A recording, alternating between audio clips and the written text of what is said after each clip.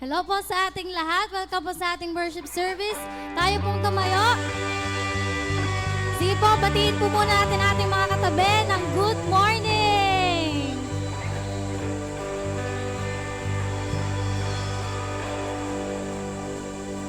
Before anything else, let's pray po muna.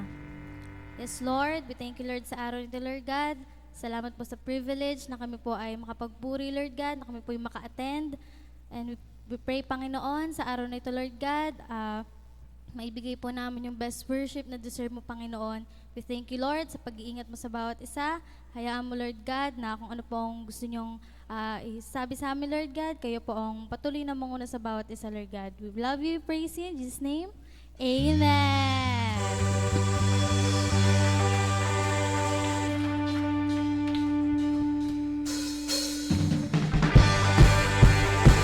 Come on! Balitan po natin si Lord.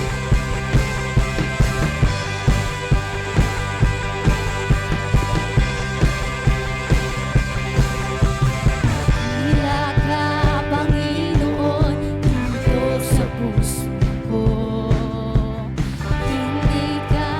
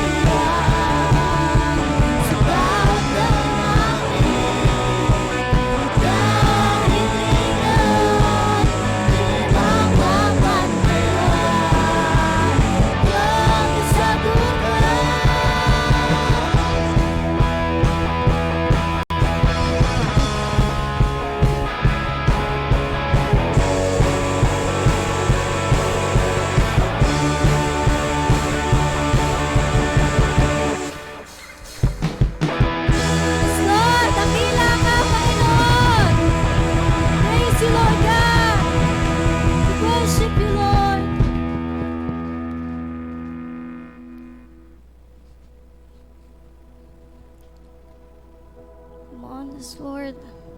Continue to worship you, Lord God. You deserve the worship, Lord God.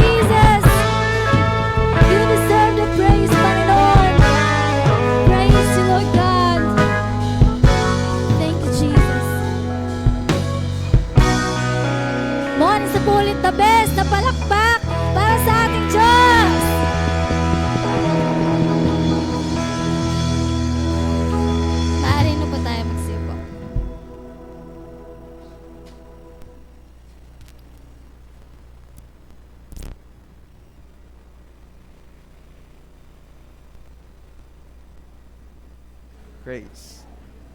Praise God. Praise God. Ayun.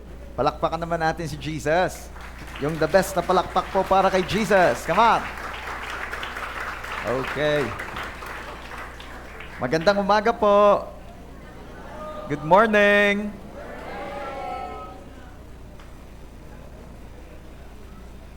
Okay. Kumusta po tayo? Pabuti ng pabuti. Paayos ng paayos. Paganda ng paganda. Papugi ng papugi. Payaman ng payaman. Pabanal ng pabanal. Tayo ay padami ng padami. Amen. Okay, praise God. Bago po ako magpa-proceed sa atin pong topic for today, meron po ba tayong mga new friends? New friends po. Ibig sabihin po ng new friends, yung first time nyo pong nakarating dito sa church. Can I see your hands? Ayun! Welcome po! Sino pa po? Sila? Okay, welcome! Sino pa? Welcome po!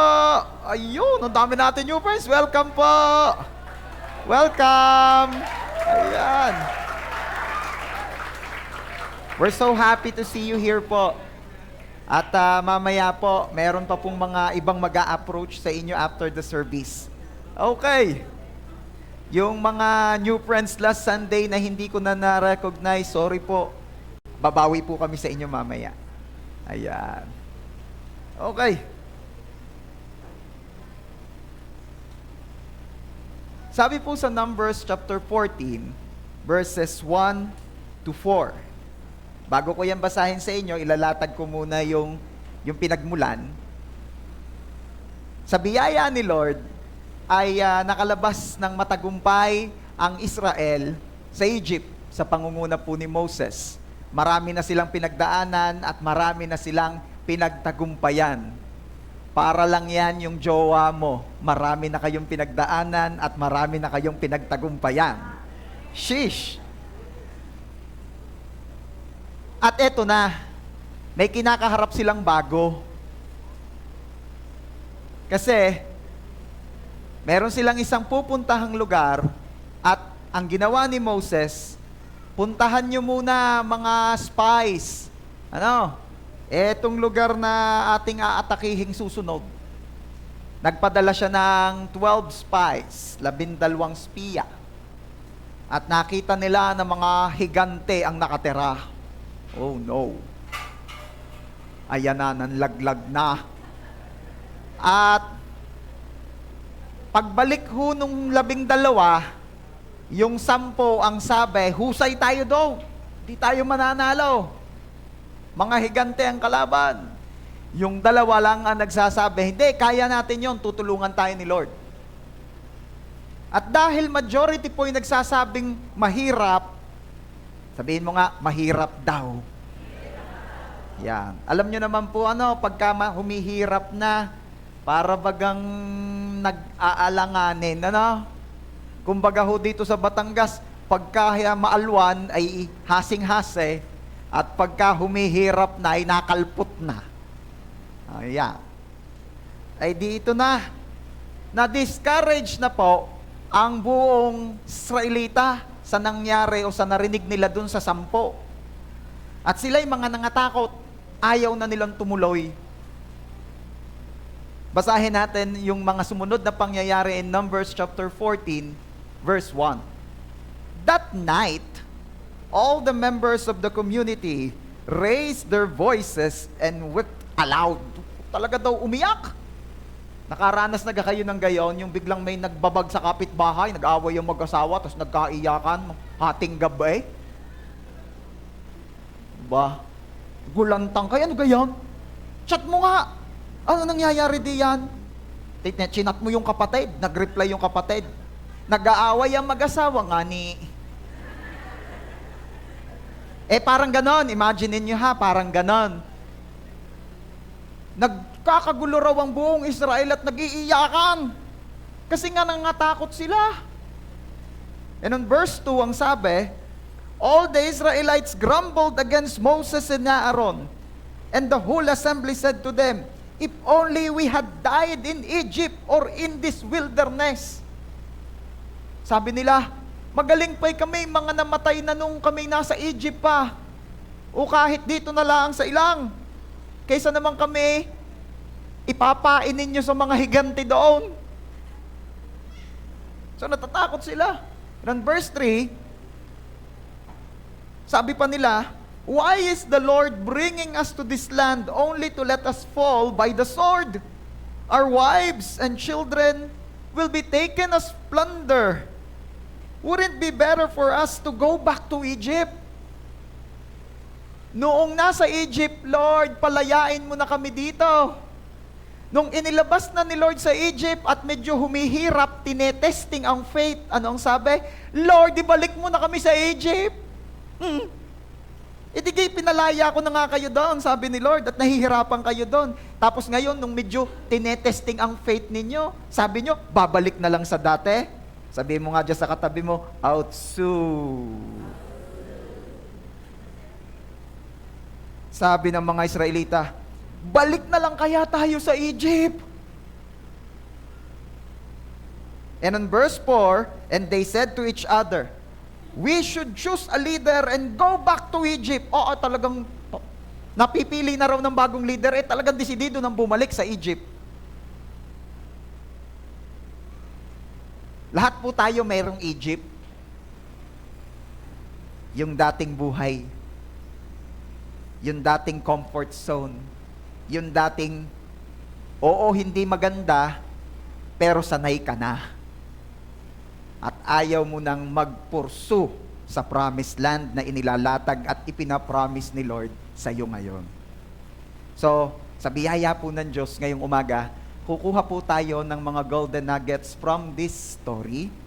At hayaan niyo pong mapag-usapan natin ito, pinamagatan ko pong, don't go back to Egypt. Let's pray. Father, we thank you for this wonderful day na ipinagkaloob niyo po sa aming lahat. Thank you so much sa biyaya na makapag-Sunday service. Forgive us sa aming mga kasalanan. Cleanse, sanctify us with your blood. Thank you for the grace of forgiveness. We dedicate to you this Sunday service. Kayo po ang magturo. Turuan niyo po kaming lahat. And Lord, help us to understand na hindi na talaga dapat kami bumabalik sa mga Egypt ng aming buhay. Salamat, Lord. To you alone, we entrust and dedicate everything. We love you. To you alone, all the glory. Ito po ang aming prayer in Jesus' name. And everybody shout and say, Amen. The best na palakpak para kay Jesus. At sabihin nating lahat, don't go back to Egypt.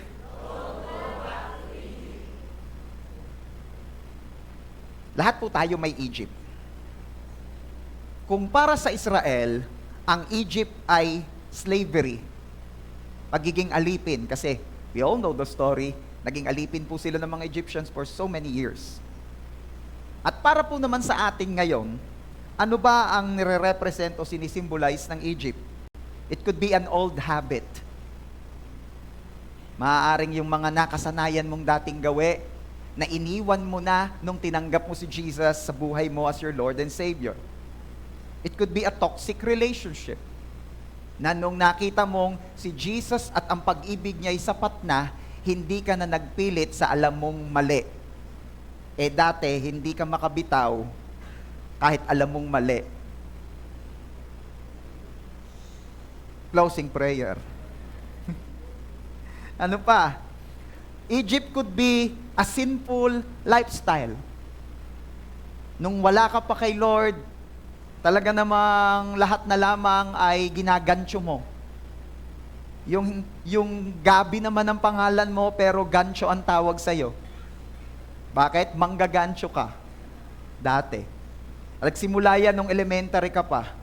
Yung lahat ng mga pinagawa ng teacher, kumpleto ka. Pero ni minsan hindi ka bumili ng papel. Ano pa? Egypt could be fear.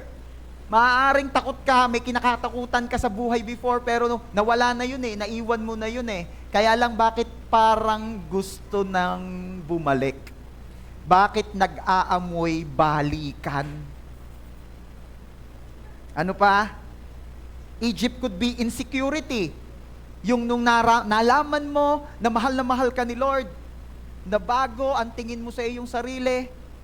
Tapos parang bakit nung medyo napapadikit, napapakumpara ka na naman sa iba, na insecure na naman. It could be also addiction. Yung biyaya ni Lord, nung nakakilala ka sa Kanya, matagal ka ng sober. Tapos para bagang biglang naaakit ka na naman, na bumalik sa dati ng putik na iyong kinasaglakan at ngayon naiahon ka na nga, ba't babalikan na naman? Or Egypt could be as simple as the comfort of the past. Mas maganda ang kalagayan mo ngayon, pero may mga challenges. Kaya para bagang mas napapaibig pang bumalik na dun sa dati, uungat masama, pero komportable, konbinyente. So nagkakaunawaan po tayo kung ano yung Egypt na pinag-uusapan natin dito. Kasi mamaya, i-Egypt ako ng i-Egypt. Okay? Kaya sabihin mo dyan sa iyong katabi, partner, pag-uusapan mamaya, puro Egypt. Kaya wag kang iidlip. Kasi baka malampasan pagmulat niyan, Lebanon. Ano Lebanon? Lampas ka na. Okay. Alam niyo po, ito ang amazing God delivered Israel from Egypt. Iniligtas, pinalaya ng Panginoon ang Israel sa Egypt. Pero, kaya ko nasabing amazing, nung humihirap na sa gitna, bakit parang gusto na nilang bumalik doon? Para bagang nung humihirap o nasusubok ang paninindigan mo kay Kristo ay parang magaling pa'y bumalik na doon sa dati, kung saan walang persecution, kung saan walang nambubuli sa aking, ako'y praise the Lord, hallelujah. Parang mas masarap nang bumalik doon sa dati. Bakit ganun? Because people often prefer familiar pain. Ano ba yung sabihin ng familiar pain? Mahirap, pero at least sanay na. Mas gusto pang bumalik minsan doon sa mahirap, pero at least sanay na, kaysa doon sa maganda, pero hindi kasi ako sanay dyan Everybody say, comfort zone. Alam niyo ang kagaya niyan? Yung lumang charger. Sino rito yung may mga lumang charger? Yung talagang pag nakita ng batilik, hindi aaprubahan yung linya mo. Hitsura baga, talagang tingin pa lang nakaka-ground na. Di ba? Parang cellphone mong, parang lumang cellphone charger mo, kahit sira na, ginagamit mo pa rin. Bakit? Yung tipong nakakakuryente na, yung hindi lang ikaw yung hindi lang yung phone mo na charge, pati ikaw. Tapos yung 5 oras na nakasaksak, pero 2% lang nadagdag. Ang bagal-bagal na. Pero ano sabi mo? Okay lang. Bakit? Sanay na ako. Sabihin mo sa katabi mo, okay lang kasi sanay na ako. Yung natiis mo na, kasi kinasanayan mo na, samantalang ang tagal-tagal na pala, ibinili ka ng asawa mo ng bagong charger. Nasaan? Nasa cabinet.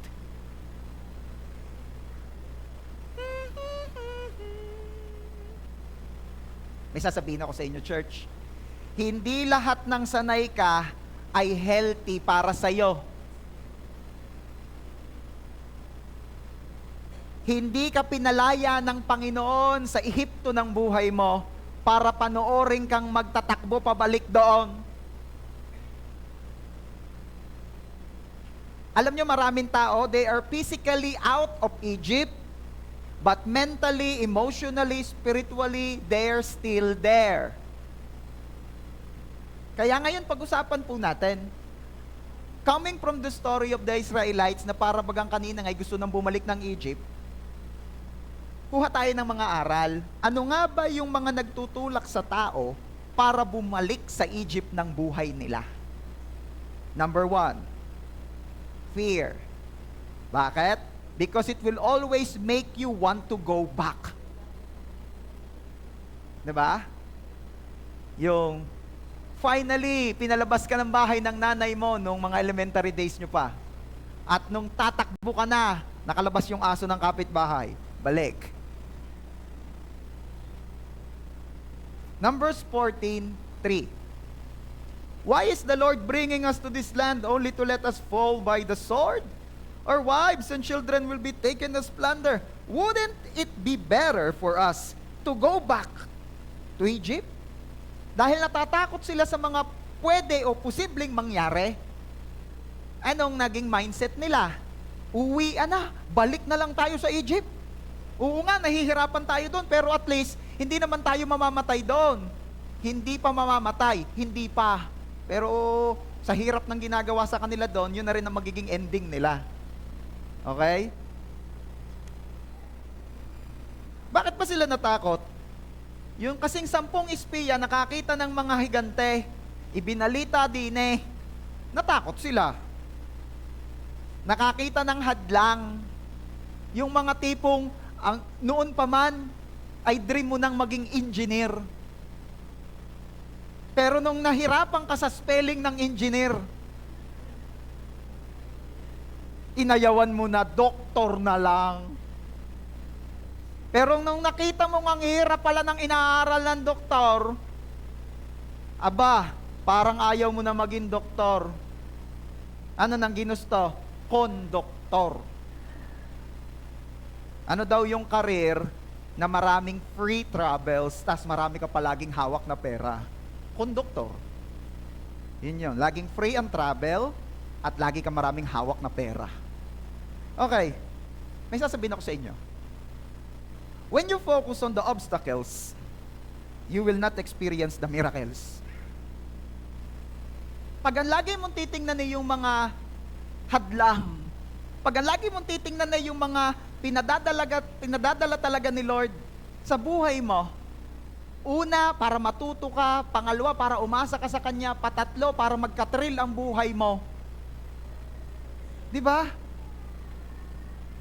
Pag lagi ka dyan nag-focus, hindi mo mararating yung destination mo. Sa halip-halip na ma-experience mo yung miracle na inihanda ng Lord sa iyo, hindi na. It's either mastan ka sa nakikita mong problema o sitwasyon o obstacles in life, or baka bumalik ka na sa comfort zone mo. Are you there? So, wag kang tititig dyan. Ang titigan mo ay kung ano ang pangako ng Diyos sa iyo. At ang sabi ni Lord, for I know the plans I have for you. Plans to prosper you, not to harm you. Plans to give you hope and a future. Sabihin mo nga, maganda ang future ko. Isa pa, yung talagang feel na feel mo, maganda ang future ko.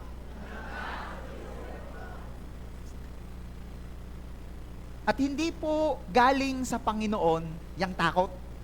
Sabi po sa 2 Timothy chapter 1 verse 7, for God has not given us a spirit of fear. Hindi ka daw binigyan ni Lord ng spirito ng takot. Sinong nagbigay niyan? Kaya kapag ka may takot na nangungulit sa'yo, huwag mong i-entertain please. Bakit? Hindi yan galing kay Lord. Para lang mabalanse, ang pinag-uusapan po nating takot dito ay yung negative na takot, ha? Hindi yung feeling ko parang nagkakaroon ako ng takot sa magulang ko. Dapat hindi ko to ini-entertain. Hindi yun ang pinag-uusapan natin dito, ha? Mayos kayo. mga youth, ha? Hindi yun ang sinasabi ko. Yung negative na takot. Yung takot na takot, baka hindi ako makapasa. Hindi ganun. Nag-aral ka naman. Hindi ka naman laging nagni-Netflix. Oh, 'di ba? Ba't hindi kayo maka-oo? Ang kalahati lang. Oh, huwag ka matakot. Maganda ang future mo.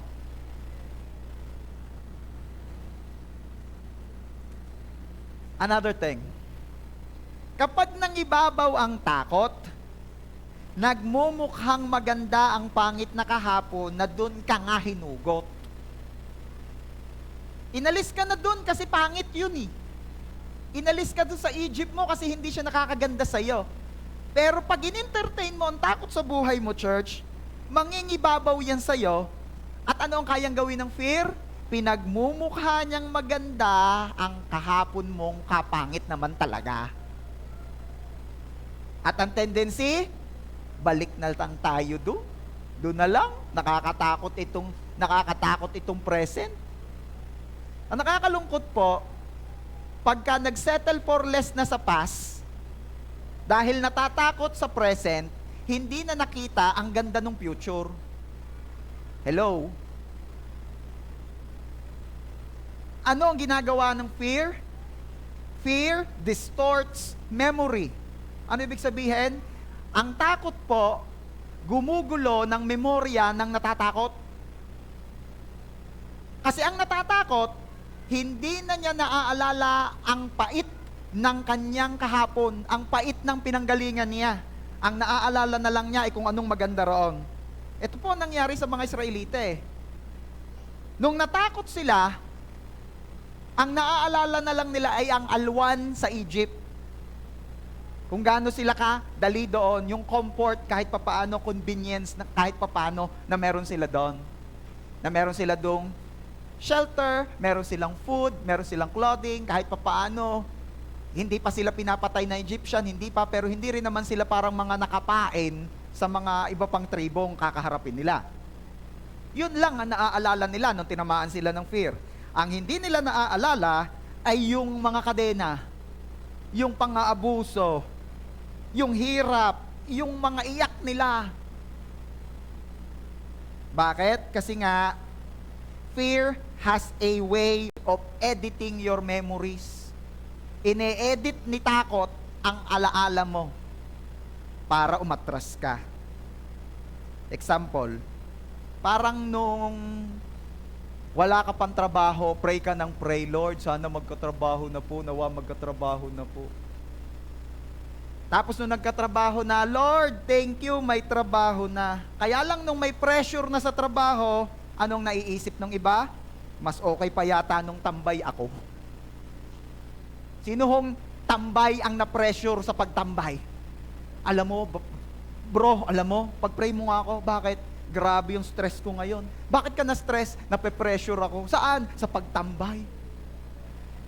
Dapat kasi maaga pa lang nakatambay na ako, tas late night na ang uwi. Grabe, nakaka-pressure talaga. Stress na stress ako. Meron bang nag-open up sa'yo ng ganon? Wala, di ba? Kaya ang sabi nung iba, Lord, sana magkatrabaho ako. Nung nagkatrabaho, Lord, thank you, may trabaho na ako. Nung nape-pressure na sa trabaho, parang mabuti pa nung tambay ako. Ano ba yan? Some people miss their future because they are addicted to comfort. Hindi na nila nararating yung destiny na ipinagkakaloob sana ni Lord sa kanila dahil nagsettle for less na sa comfort na nararanasan. Ayos din naman, nasweldo din naman. Nakakabili din naman ng bigas, nakakabili rin naman pang ulam. Pastor, hindi ka ho masamang makontento? Hindi masamang makontento kung nagagawa mo na ang kalooban ng Diyos at ang pinagagawa niya sa iyo, lalo na pagdating sa finances, doon ka makontento. We are called not just to be blessed, but to be a blessing. And how come na ang isang Kristiyano'y magiging pagpapala sa iba kung ikaw, sapat-sapat, minsan kulang pa? Tapos sasabihin mo, kontento na? Sala. Kaya ako po'y naniniwala lahat ng makakakilala ng totohanan kay Jesus, palalayain ni Lord sa poverty mentality. Kaya talagang sa payaman. Ang sabi ko, talagang sa payaman.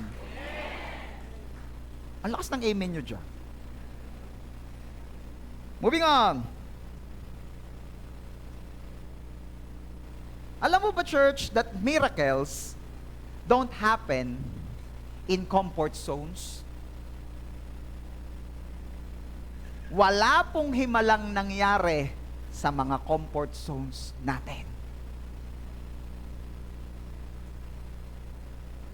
Nahati ang dagat na pula nung may kabuntot na silang mga gustong kumatay sa kanila. Hindi po nahati ang dagat na pula kasi nag-a-outing sila. 'Di ba? puro outing, tapos nahingi ng breakthrough kay Lord. Hello? Parang yung gusto mong magka six-pack abs, pero ayaw mo namang mag-workout o pull-ups o sit-ups man lang. Lord, summer bod please. Pero hindi man lang magbuhat ng kalderong huhugasan.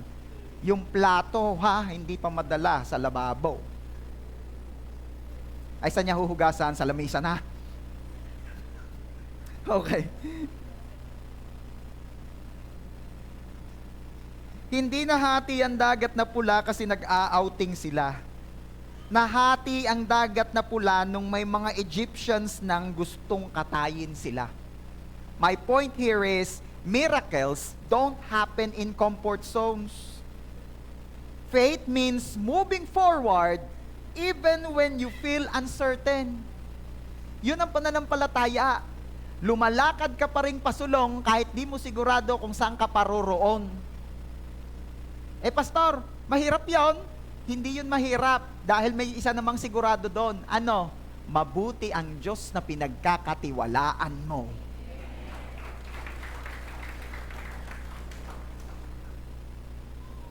Pag ikaw sigurado na ang nag-guide sa iyo, mahal ka, ay kahit di mo masyadong kita, tutuloy ka. Sino nag-agree sa akin daw? Kami po ay may inattenda na kasalan. Aquila Crystal Palace in the Sky ang venue. Kung alam niyo po yung venue yun, doon po ikinasal si Bobby Ray Parks Jr. at saka paano basa? Zainab Harake. Yan. Doon po ikinasal. At biyaya po ng Panginoon, nakapagninong po si pastor doon, nas ninang si pastora. Sheesh! Nakapagtanong-tanong po kami dahil naghahanap na po kami ng venue para sa dedication at first birthday ni Israel. Ay nagtanong lang naman, di naman masama magtanong. At kami po nagulat dahil yung pala pong venue iyon, yung Aquila Crystal Palace in the Sky, ay 1.8 million ang bayad. Venue pa lang. 1.8 million. And I have a good news for everyone. 50% off sila ngayon. So, 900 na lang. Tama ba, Matko? 900 na lang pasniks. Diba? May sukli pa ang 1 million mo. Grabe pala doon. Anyway, eto na. Di nag-ano kami. Anong ginamit natin? Google Map o Waze? Google Map. Abay, nakakatuwa si Google Map. Dinala kami sa Tagaytay. Sa Silang Cavite pala yun. Tapos, nung na-discover na namin, 3 pala yung Aquila Palace in the Sky na yun. At hindi pala sa Tagaytay ang punta namin, pero Silang Cavite. Reroute, search uli. Aba, pinabalik kami ng pagkalayo-layong balik, baka may 2 kilometrong mahigit. Sabi ko, bakit yan iisang nakasusone? Isang guhit na gayon, tas bumalik isa uling gayon, parang iisang daan niya, parang tayo'y paiikutin lang niya. Pero sige, tiwala lang kay Google Map. Naku, ari pala ang system ni Google Map. Si Google Map pala ay very law-abiding.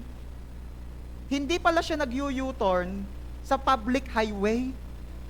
Alam niyo kung nung ginawa ni Google Map sa amin, yung mahigit 2 kilometrong pabalik, dinala kami sa isang maliit na iskinita para lang mag-U-turn. Kasi nga ayaw ni Google Map na basta ka mag-U-turn sa highway. Bad daw yung. Ang layo na sinikutan namin. Naiinis na si pastor, pero naaalala lang laging, pastor.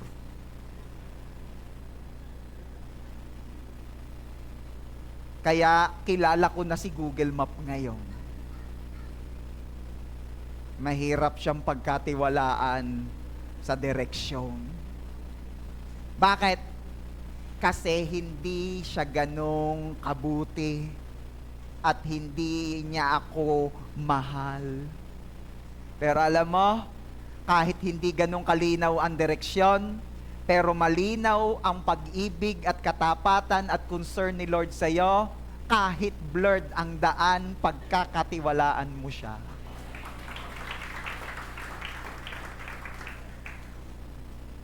So faith means moving forward even when you feel uncertain.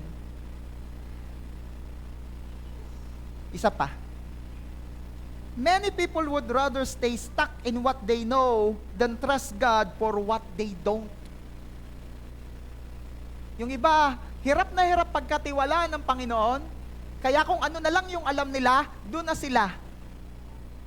Kesa naman mag-gamble daw sila doon sa hindi nila alam, kahit si Lord nang nagsasabing maganda yun para sa kanila. May isa lang pong assignment ang takot sa buhay ng tao. Ano yon? Ang paatrasin ka sa pagpunta mo sana sa magandang future na inihanda ng Lord sa iyo. Paatrasin ka, pakalputin. Ito ang ibinubulong ng takot sa mga tao. Hindi mo yan kaya. Babagsak ka. Walang mangyayari. Paano pag nalugi? Paano pag di ka natanggap? Ito. Marami makaka-relate. Paano pag na-friend zone?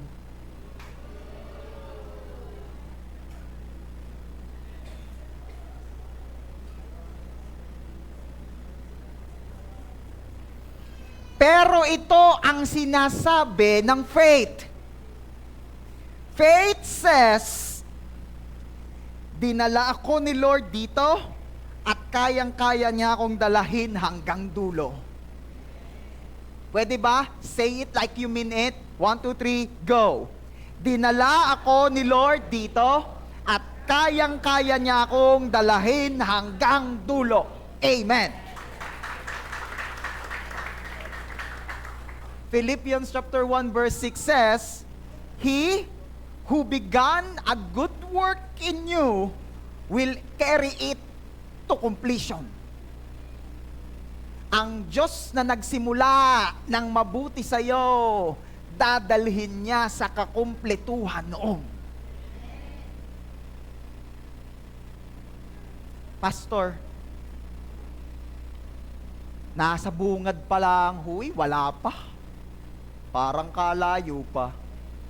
O malayo pa, pero malayo na. Okay? At pagkatiwalaan mo ang Panginoon, isa pang bagay, you may not yet be where you want to be.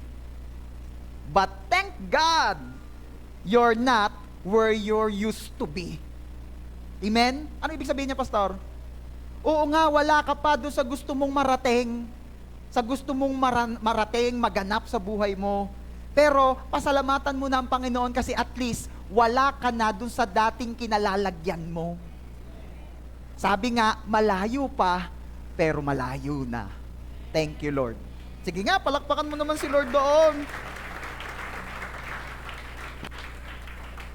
Kaya napakahalaga po na lumalakad ka na hindi nakatingin sa obstacles ng buhay, lumalakad ka nakatingin sa Diyos at sa Kanyang pangako sa iyo. Hindi na bagay sa iyo ang laging nakapako sa kung saan ka inalis na ng Panginoon noon. Galatians chapter 5 verse 1, It is for freedom that Christ has set us free. Do not let yourselves be burdened again by a yoke of slavery. Huwag mo nang hayaang kung saan ka na pinalaya noon hanggang ngayon naaapektuhan ka pa rin noon.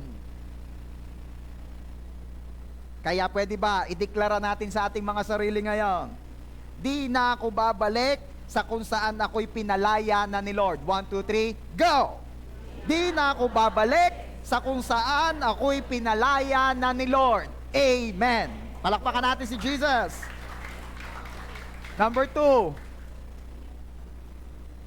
You can leave Egypt physically, but still live there mentally. Alam niyo kung anong isa pang problema ng mga Israelita? Inalis na sila ng Panginoon sa Egypt, pero di pa rin sila nakakaalis sa Egypt. Ano daw po? Ano daw? Inalis na sila ni Lord sa Egypt, pero di pa talaga sila nakakaalis sa Egypt. Ano ibig sabihin nun? Ito yon.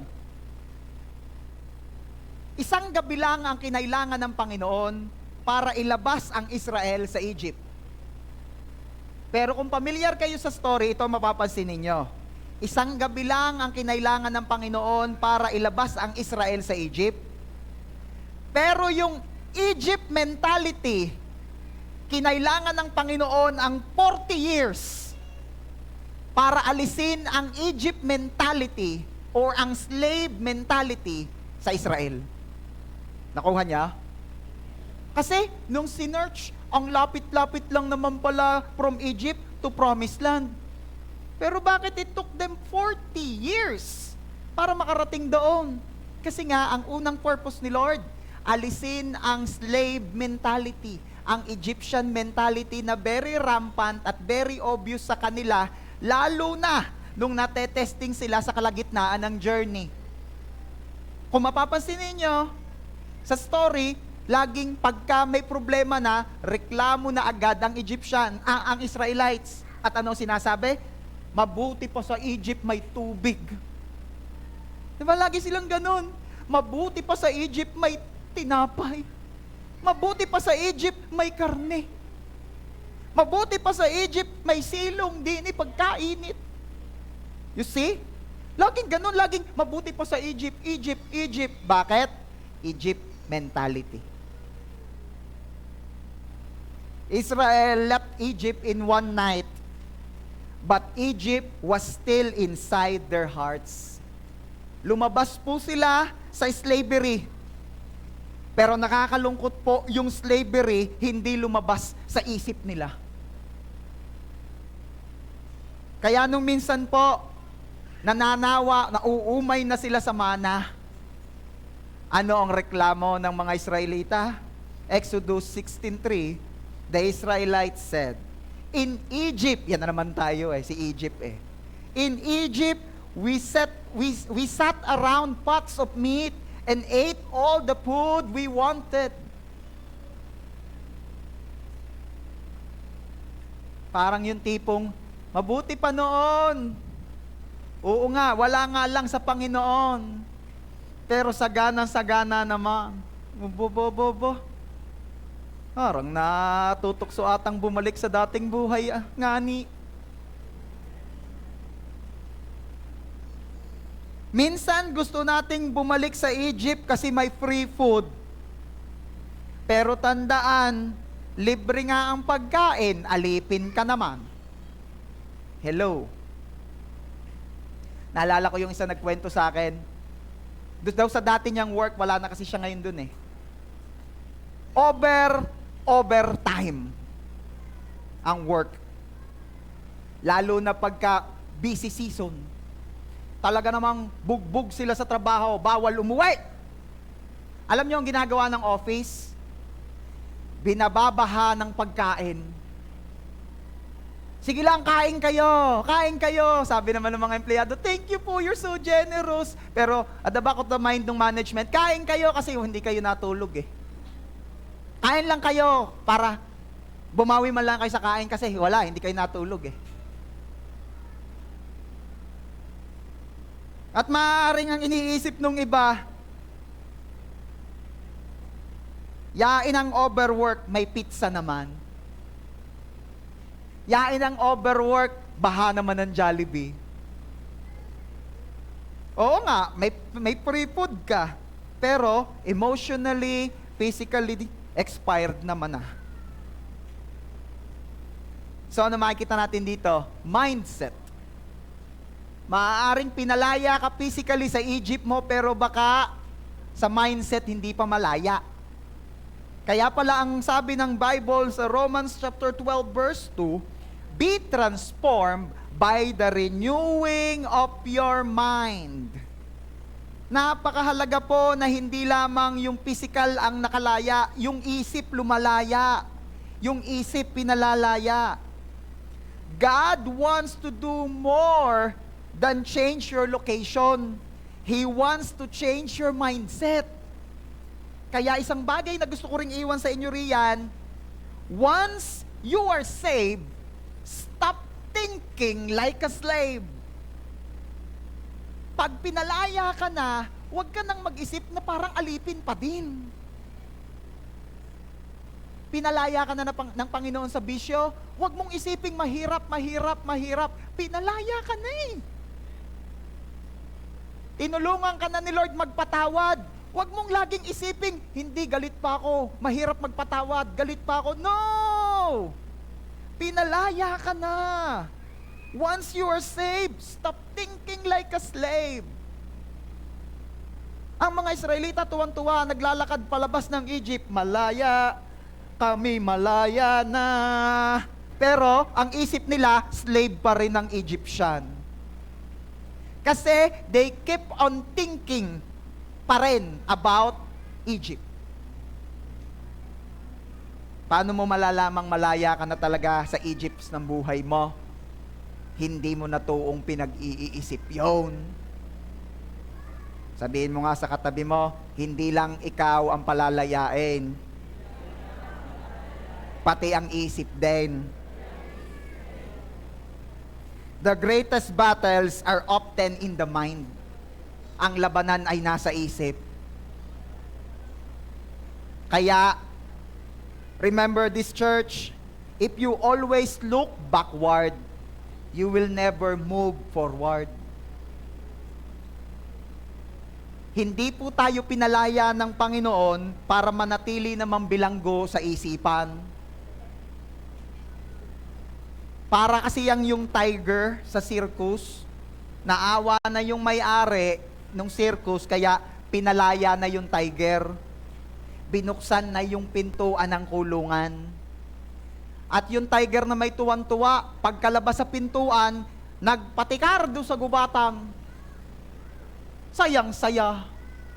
Pero, alam nyo po, tuwing hapon, bumabalik pa rin siya sa loob ng kulungan at doon natutulog. Nge. Ba't ganon? Nasanay na eh. Alam nyo, sanayan lang yan. Pag nasanay ka, nauungat pinalaya ka na, pero bumabalik-balik ka pa rin doon, hindi ka pa talagang malaya. Nakakulong ka pa rin. Slave ka pa rin ng Egypt. Bumabalik-balik ka pa kasi. God opened the door, pero tayo mismo minsan bumabalik pa rin. Kaya alam nyo po, this is freedom. Freedom is not just living something, it is also living a wrong thinking. So, hindi ka pwedeng lumaya lang sa katawan, kailangan lumaya yung isip mo. Kasi your environment may change overnight. Pero alam nyo, ito ang isang bagay na hindi alam ng iba eh. Transformation of the mind takes time. No wonder it took 40 years para paratingin ni Lord ang Israel sa promised land. Everybody say, 40 years. Bakit? Mind conditioning. Example, yung kapitbahay mo, hindi kayamanan. Tumama sa loto. 35 million. Paldo. At biglang close kayo. Okay. Pero dito tayo mag-concentrate. Alam nyo kung bakit ang hirap din ng biglang pera o biglang yaman? Hindi na kondisyon ang isip. So ano nangyari? Dahil biglang yaman, pero may poverty mentality, ilang panahon lang, ubus na rin agad. Diga? Kaya mas gustuhin mo pa yung hindi bigla, pero magkasabay. Habang yumayaman ang bulsa, yumayaman din ang isip, yumayaman ang puso.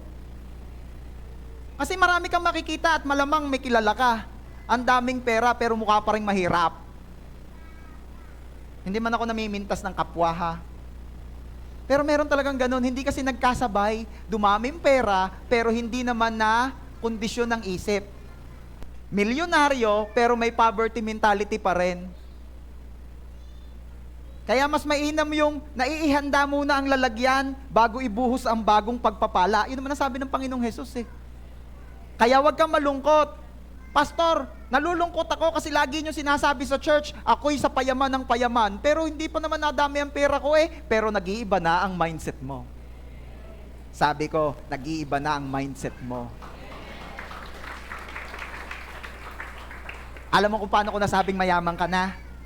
Kasi hindi pa madami ang pera mo, pero yung kung anong meron ka, ipinagagamit mo na sa expansion ng kingdom ni Lord. At mas lamang ka pa rin kaysa dun sa ang dami-daming pera, pero ginagamit lamang sa kapritsyohan nila. Are you there?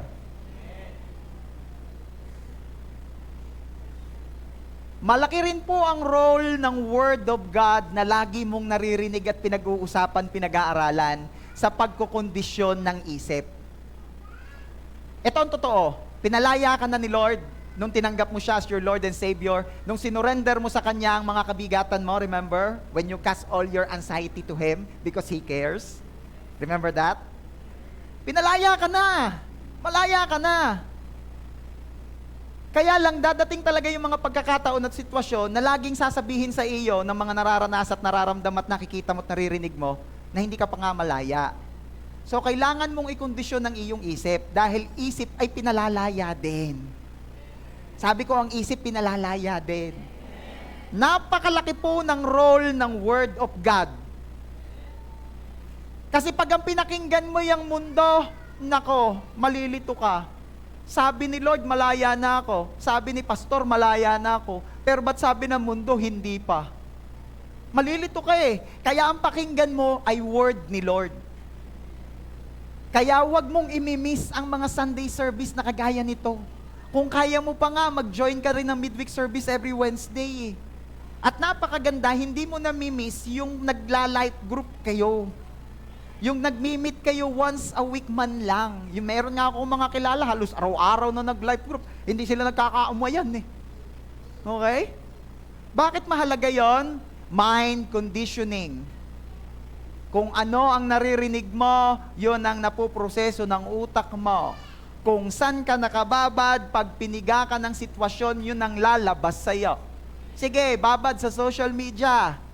Pag piniga ka ng mga sitwasyon, insecurities ang lalabas dyan. Mabuti pa yung mga kabatch ko, may bahay na. Mabuti pa yung mga kabatch ko, may sasakyan na. Huy, kilala mo yung classmate natin, yung ating inaaway noon dahil laging hawot ang ulam, nasa Amsterdam na. 'Di ba? May insecure ka. Sige, social media pa more. 'Di ba? Nood ka ng balita, matatakot ka. At baka mamaya pa, pati ikaw, galit na rin sa gobyerno. Kat, mamumundok na yarn. May pinaglalaban. Di ba? Saan ka bababad? Babad ka sa word ni Lord. Kasi ito talaga ang totoo. Kung anong sinabi ng Diyos, yun ang totoo. Babad ka sa mga gatherings na may mga kinalaman kay Lord. Ibabad mo ang sarili mo doon sa mga taong nag-i-encourage sa iyo. Ibabad mo ang sarili mo doon sa pag may mali ka, hindi ka tinotolerate. Kasi yung iba, ibinababad ang sarili doon sa, parang masakit na ang ulo ko. Sige, at bukas mawawala rin yan. Parang may nasakit na sa tagiliran ko, tuloy lamang at gigayon talaga yan. Bumabad ka doon sa hindi ka ito-tolerate sa mali. Mga brad, talagang ako yan, guilty ako Napadalwa ako ako'y napahiya Ano sasabihin ng mga kasama? Hindi naman namin sinasabing okay yan, pero huwag kang mag-alala, walang judgment dito. Ang mahalaga, ikaw ay naamin at tutulungan ka namin para magpatuloy sa pagbabago na ibinigay ng Lord sa iyo. Di kay kasarap nung nababad sa gayon.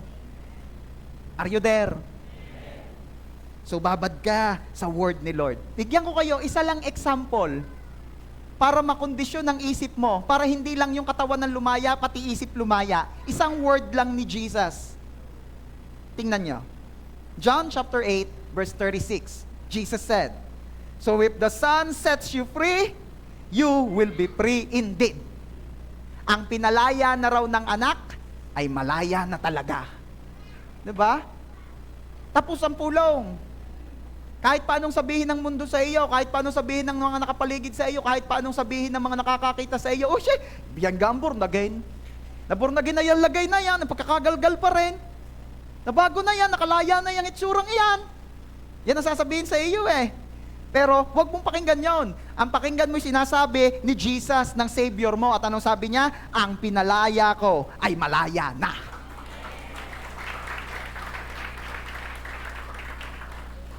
Pastor, ay talaga namang naglalaway-laway pa rin ako eh. Hindi, ang pinalaya ni Jesus ay malaya na. Ay pastor, pag naaamoy ko, talagang parang may din parang, dali, kaunti pa. Ano sabi ni Jesus? Ang pinalaya niya ay malaya na. Hello? Ay pastor, talagang panay ang kaway sa akin eh. Talaga namang gusto kong kasama rin yung mga yun, masaya ang kwentuhan eh, lalo ang pinagkukwentuhan eh, buhay ng may buhay. Gusto kong pumunta ulit doon eh. Hindi. Ang sabi ni Jesus, ang pinalaya niya ay malaya na. Diba? Ay pastor, panay pa rin ang kaway sa akin ng mga kumari ko eh. Ano sasabihin mo? Mamaya na kayo at naglalaba pa ako. Ano sasagot sa iyo? Maghapon namang mainit, makakatuyo rin. Hindi mo lang naman masabing, nako, ang mga pinagkukwentuhan nyo ang nakakatuyo. Sino ang topic sa gayon? Kung sinong wala. Kaya pag di ka pumunta, ikaw ang topic. Pastor, parang hindi namin maintindihan kung nang i-encourage ka o nagdi-discourage ka. Nalilito na kami. Yaan mo sila! Eh kung ikaw ang topic nila it doesn't matter kung anong sasabihin nila. Ang mahalaga ay kung anong sinabi ng Savior mo. At ang sabi ng Savior mo, binago na kita, pinalaya na kita, malaya ka na. Amen. Lastly, number 3. At ako pwede na magtatapos. Ano pa? Ang isang, alam mo yon, nakakaapekto sa atin, kaya natutokso yung iba na bumalik sa Egypt ng buhay nila. The process while in the wilderness. Yung ang pangit ng pasmo, ang ganda-ganda ng future mo, kaya lang, ang hirap nung present mo. Na kung ikukumpara mo doon sa pangit mong past, mas madali. Pangit nga lang, pero mas madali. Hello? Numbers 14:2. All the Israelites grumbled against Moses and Aaron, and the whole assembly said to them, "If only we had died in Egypt or in this wilderness." Everybody say wilderness. Ano ba yung wilderness? Ano ba ang sinisimbolize na re-represent ng wilderness or sa Tagalog po'y ilang? Kasi po, for 40 years, naglakbay po ang mga Israelita sa ilang, sa wilderness, sa kawalan. At ano nare-represent nito? It represent waiting period. It represents testing. It represents yung mga test, pagsubok, habang iniintay mo yung promised land mo.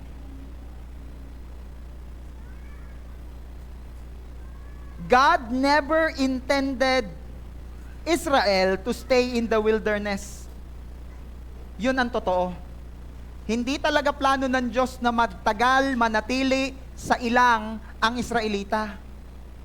Parang sa atin, hindi talaga plano ng Diyos na pagtagalin ka sa waiting period mo. Eh bakit nga po tumatagal? Kasi hindi mo pa rin nakukuha yung lesson. Hanggat di mo nakukuha ang lesson, tatagal talaga yan. Hanggat di mo nakukuha yung aral, hanggat di mo nakukuha yung itinuturo ng Panginoon sa prosesong iyon, tumatagal siya. Simplihan lang natin, parang sa pagpasok sa pag-aaral sa school, di ba? Hanggat hindi ka pwedeng pang grade 2, nagtatagal ka sa grade 1. Kaway-kaway yung nakailang years sa grade 1. Sinabi ng magbasa ng abakada, inuunay gagamba.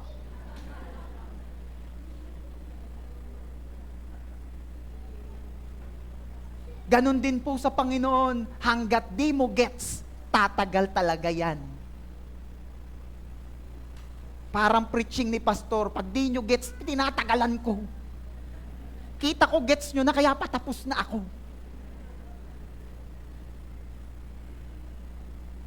Minsan, the process while in the wilderness makes someone shift their focus from God's promises.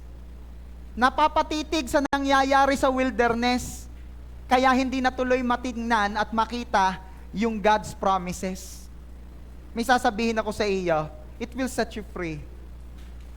The wilderness is not your permanent address. Dadaan ka lang dyan. Hindi ka i-stay dyan. Hindi ka ipapako ni Lord dyan. Hindi ka taga dyan. Pinadadaan ka lang kasi may tinuturo si Lord. Pinadadaan ka lang kasi mas pinalalakas, pinatitibay ka ni Lord. Inihahanda ka ng Diyos sa promised land mo.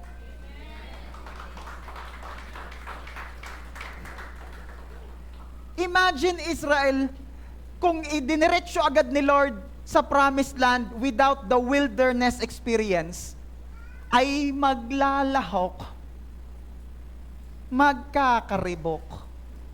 Imaginein mo kung pagkakasal ninyong mag-asawa, mansyon agad ang tinirhan niyo. Naku po, aamagay. Ay pinatira ka muna sa apartment. At napagkatiwalaan ka, natuto kang maging katiwa-tiwala sa maliit. Natuto kang katiwa-tiwala sa kakaunti. Imagine nung pag-graduate mo ng college ay multi-million business agad ang hinawakan mo. Malulugi ka kagad. Pero thanks be to God, pag-graduate mo ng college, small business, micro, mini. Talaga namang ang kita ay 400, 300 a day. Nalulugi pa, pero hindi masyadong masakit kasi konti pa lang. And from those sakit, natututo hanggang maging multi-million business, mas kaya mo nang i-manage kasi natuto ka, nagsimula ka from the scratch. Blessing yan, kapatid. Ang wilderness ay permanent, ay hindi permanent address. Ang wilderness ay ginagamit lang ng Panginoon to prepare you for your promised land. Pagkatiwalaan mo ang Panginoon, pag nadaan ka doon, huwag namang agad, Lord, bakit? Huwag kang magtatanong kay Lord ng bakit. Kasi baka matanong ka rin ni Lord, ba't mo ako tinatanong? Sino gang may gawa niyan? Kaya ka na pariyan, choice mo yan. Ginaguide lang kita. Pabuhat pa nung maliit ka, ako ang taga-imis ng kalat mo. Ang kalat mo kaya. Sabi mo nga sa katabi mo, ang kalat natin. Si Lord ang taga-fix ng kalat mo. Si Lord ang nag-aayos ng mga palpak mo. Ginagamit niya ang lahat sa ikabubuti mo pa rin na umiibig sa Kanya, na Kanyang tinawag ayon sa Kanyang panukala. Then you will ask Him, why? Kamot ulo na lang si Lord sa atin eh. You ask me why? Choice mo yan. Ang hirap pero inagawan ko ng paraan kasi mahal kita. Pagkatiwalaan mo naman ako din eh. Sabi mo nga sa katabi mo, ayos kapag Kaya kapag dumadaan ka sa wilderness, ma-excite ka dahil malapit na ang promised land mo.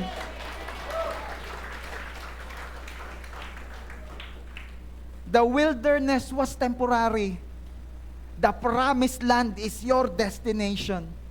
So, anong kailangan mong gawin? Philippians 3:13. Forgetting what is behind. Huwag ka nang babalik. Forget what is behind. And straining toward what is ahead. Sa mga may sasakyan po rito, hindi ka ba nagtataka bakit ang laki-laki ng windshield kumpara sa rear view mirror? Alin ba yung rear view mirror? Yung ganon? Yung ganon? Yun yung kapag gusto kong tingnan si Pastora, ini-adjust ko eh. Only you. Husay na naman ako mamaya. Okay. Bakit mas malaki yung windshield kaysa sa rear view mirror? May sasabihin ako. Because where you're going matters more than where you have been. Sa Tagalog, dahil mas mahalaga kung saan ka patutungo kaysa kung saan ka nanggaling. Titig sa destiny, titig sa destination. Gusto ni Lord maabot mo yan, huwag kang babalik sa Egypt.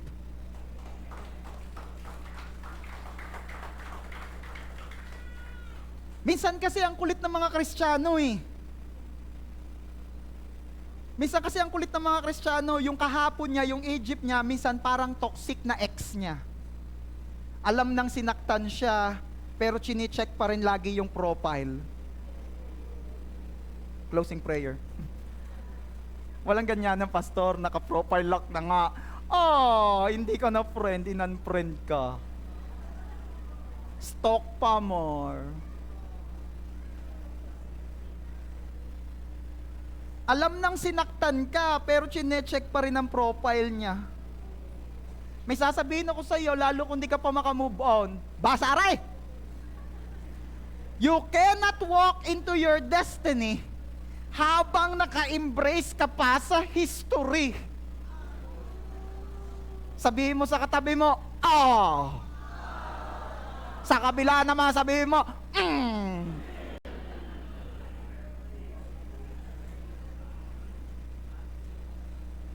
Walang healing if you keep on revisiting. Ba't ka laging tinitingnan yung profile niya? Tapos, pag nakita mo, iniba yung profile picture, hindi ka nakasama, iiyak-iyak ka, Lord, ang sakit. Sagutin ka ni Lord dyan, inuna mo kasi siya, sabi ko sa'yo, unahin mo. Lahat ng inuuna mo, ng mas higit kaysa kay Lord, ipinapaalay ni Lord. Abraham, mas mahal mo na si Isaac, ialay mo yan sa akin. Lord, inaayos ko na po ang puso ko. Very good, wag mo nang ibigay. Ako na uli ang number 1 sa puso mo. Ganon. Kaya yung mas mahal mo kaysa kay Lord, humanda ka. Ipaaalay yan ni Lord. Pila! Sinong gustong mauna? As we end, ang laki-laki ng role ng nakatanggap, nakakilala kay Jesus as their Lord and Savior. Alam mo bang ang laki ng role mo? Bakit? Kung paanong ikaw ay nag-i-enjoy sa promised land na iniready ni Lord for you, gayon din naman gagamitin ka ng Panginoon. Ikaw, ikaw.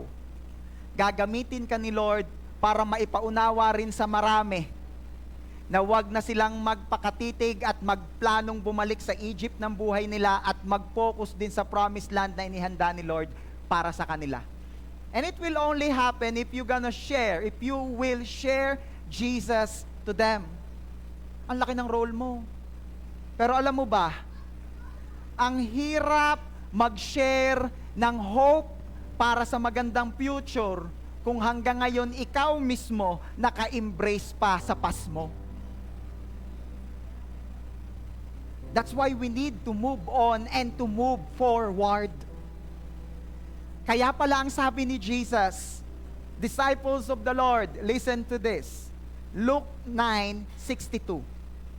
No one who puts a hand to the plow and looks back is fit for service in the kingdom of God. Sa Tagalog, ang sino mang nag-aararo at panay ang lingon ay hindi babagay sa paglilingkod sa kaharian ng Panginoon. Ano ibig sabihin nun, Pastor? Saka ka naman nga nakatala na nag-aararong lagi sa likod na katingain. Mamaya yan dinadaanan ng araro yung kalabaw na mismo. Lagi niya nakatingin sa unahan. Nakapokus sa unahan. Hindi yun panayan lingaw. Tinitingnan ng kahapong nagdaan.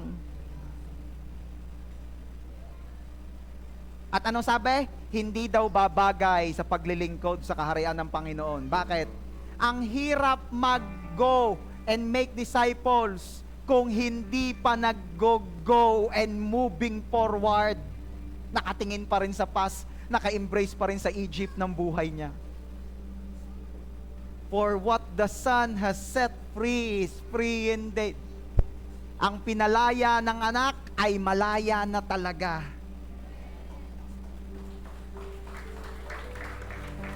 Kaya alam nyo, napakaganda ng prayer na ito. Lord, tulungan nyo po ako na wag nang laging tingnan, titigan ang Egypts ng buhay ko. Bigyan nyo po ako ng faith kapag ako ay may fear. Renew my mind kung meron pa akong slave mentality. At tulungan nyo po ako to move forward sa purpose na inilatag mo para sa akin. Marating ko ang promised land na ibinigay mo para sa akin. Amen. Kung yun din ang prayer mo, I am inviting you to stand up.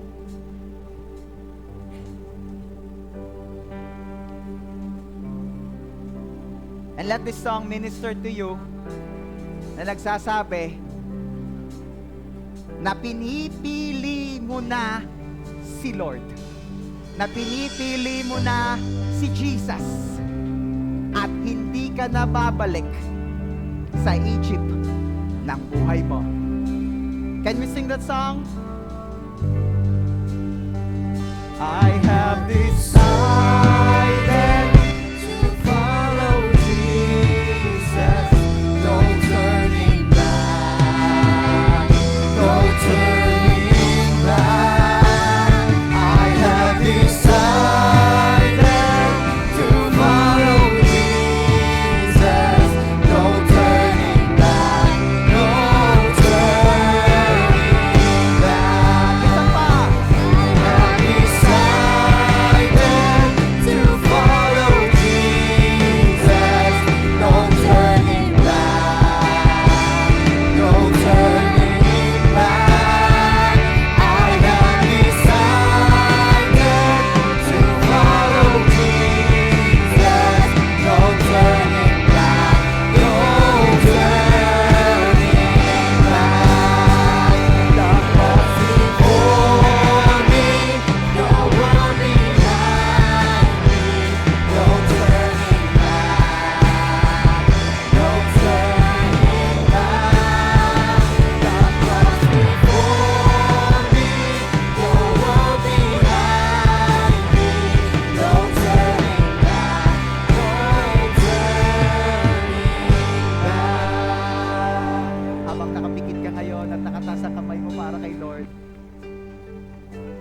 alam ko kanina pa, dinidil, sinasabi ni Lord sa iyo ang mga Egypts ng buhay mo.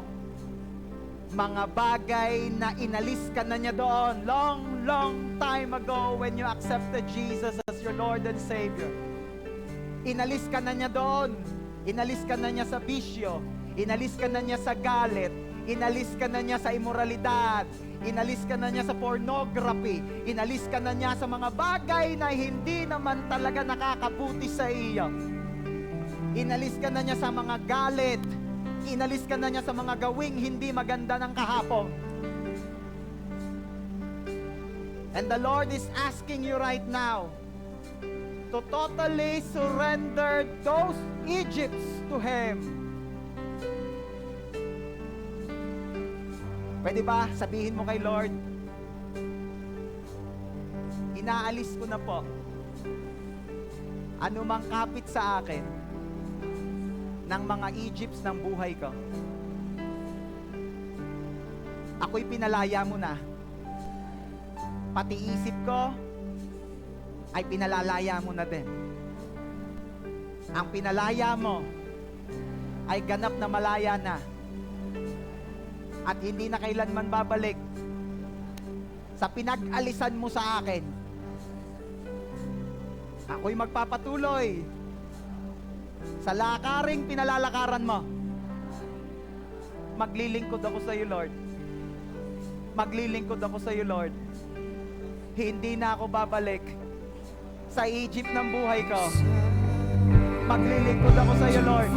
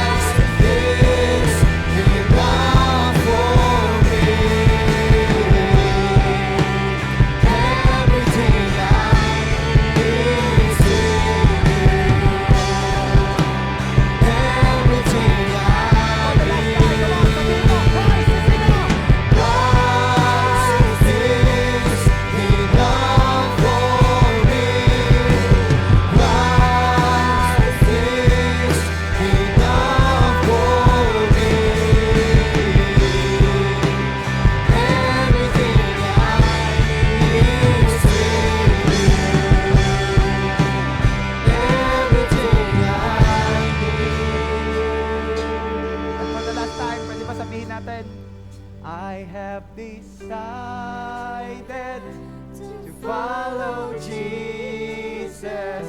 No turning back. No turning back. No turning back. Wala nang babalik sa Egypt. Have decided to follow Jesus. No turning back. No turning back. No turning back. No turning back. Yun po ang aming prayer. In Jesus' name, Amen. God bless you. Sige po, makakaupo na po tayo.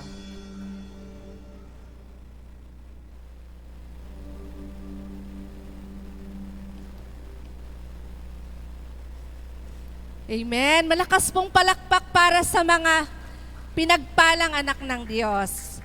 Yan. Sige, kausapin mo muna yung katabi mo. Kapatid, gusto mo bang pagpalain ang husto? Anong sagot? Amen. Sabi po kanina, sineset daw yung mind natin para tayo'y makalaya sa ating mga lumang buhay.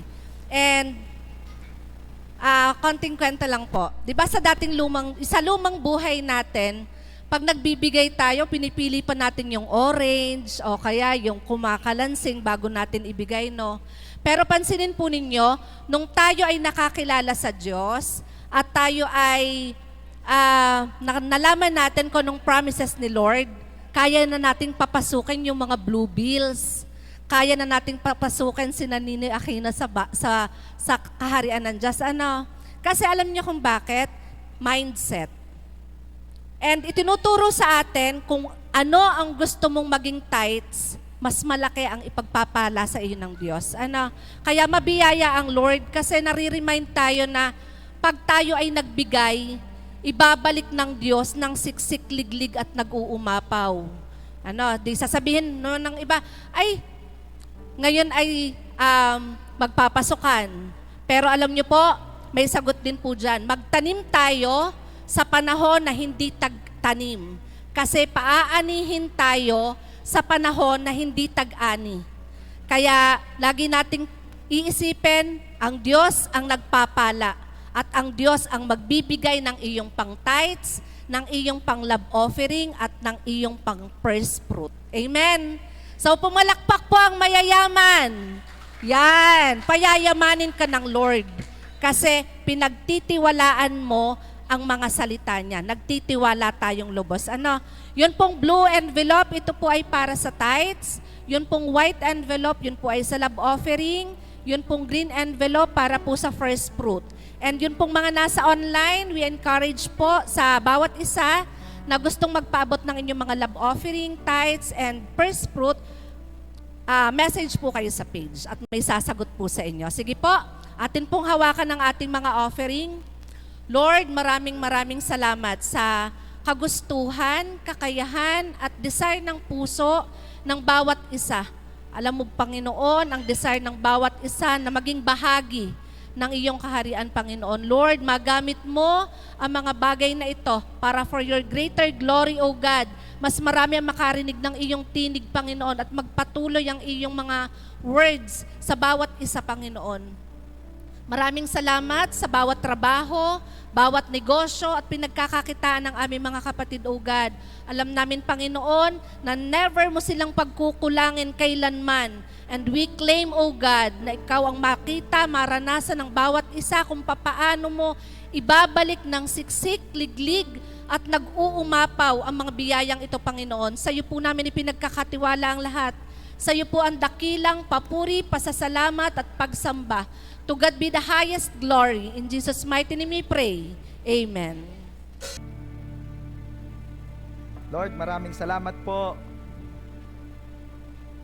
Dahil hindi mo lang kami pinalaya physically, hindi mo lang kami pinalaya spiritually, pinalaya mo rin kami maging sa pagkaalipin sa finances.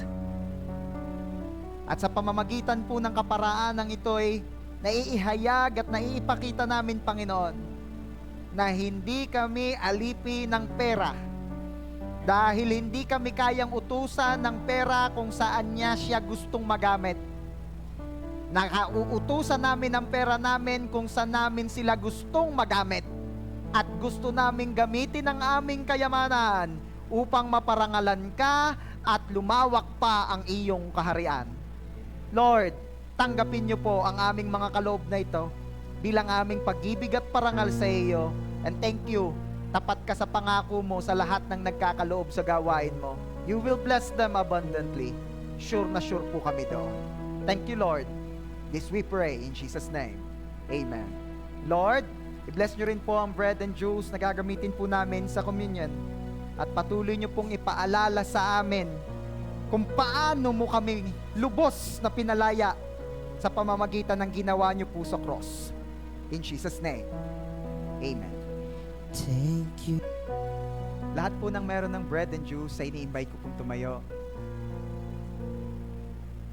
Sinabi po sa Bible, ito ang aral na tinanggap ko, na ibinibigay ko rin naman sa inyo.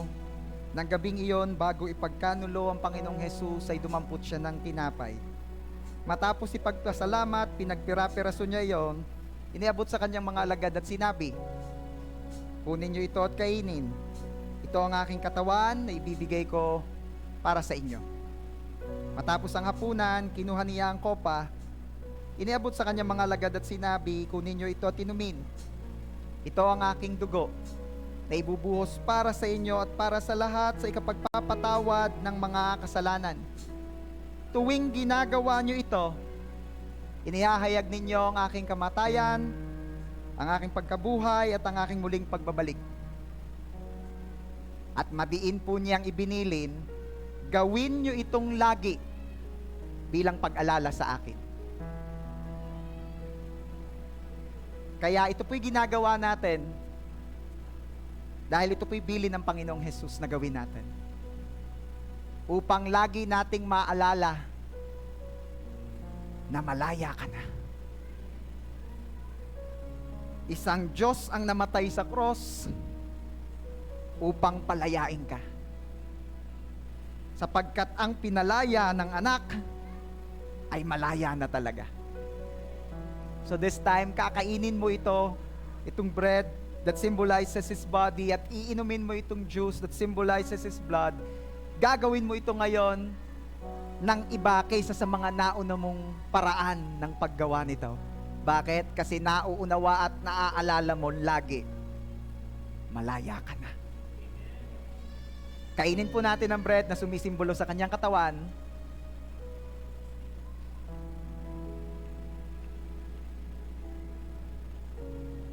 At inumin po natin ang juice na sumisimbolo sa kanyang dugo. Praise God! Palakpakan po natin si Jesus! Parinig po ng isang malakas na palakpak ng malalaya na. Amen!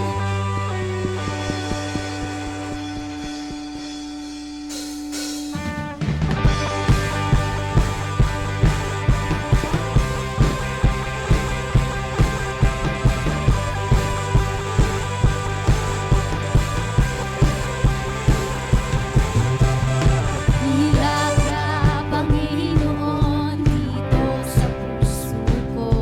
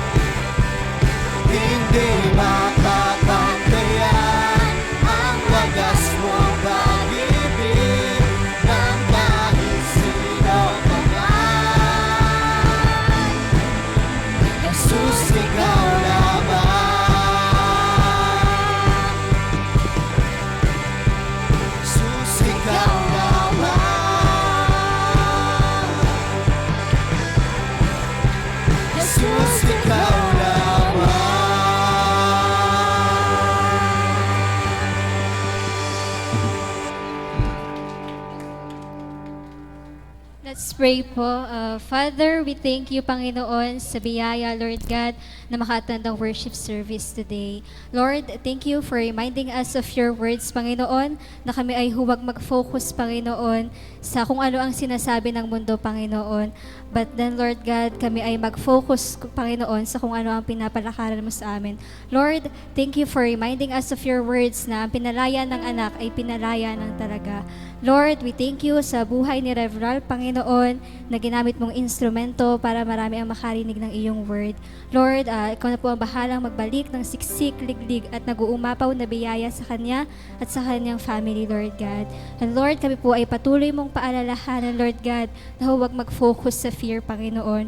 Ang J1 San Jose po ay hindi nababalik, Panginoon, sa kung saan kami ay pinalaya mo na noon. At sa amin pong pag-uwi, Lord God, ikaw pa rin po ang patuloy na mag-bless at gumabay sa amin. Ito po ang aming prayer in Jesus' name. Amen.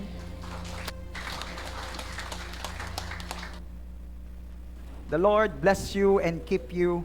Make His face shine upon you and be gracious to you.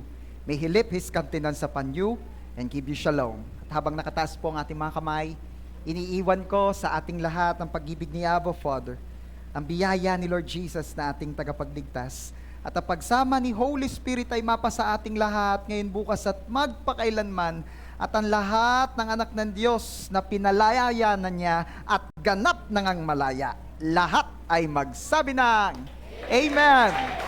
God bless you.